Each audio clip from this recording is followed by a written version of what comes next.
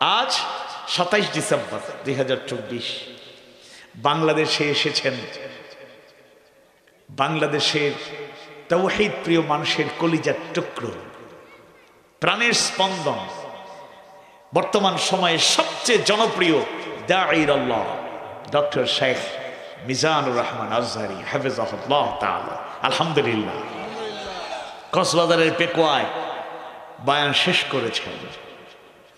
লাখো জনতার ঢল নেমেছে। 5টি বছর দেশে আসতে পারেন নাই। যারা এক ধরনের চাপ প্রয়োগ করে জোর করে তাকে দেশ থেকে বের করে দিয়েছিল, কিন্তু আবার নিয়ে যিনি এসেছেন তিনি কে? আমার মনে পড়ছে আল্লামা লুৎফুর রহমান রাহিমাহুল্লাহর কথা। তিনি বলেছিলেন মিজান আজহারী আবার আসবে, বীরের বেশে আসবে। আমি নিজেও এই অঞ্চলে অনেক মাহফিলে বলেছি। লক্ষ্মীপুরে একটি মাহফিলে আবেগাপ্লুত হয়ে বলিষ্ঠ কণ্ঠে বলেছিলাম, মিজান আজহারী দেশে আসবে, শীঘ্রই আসবে।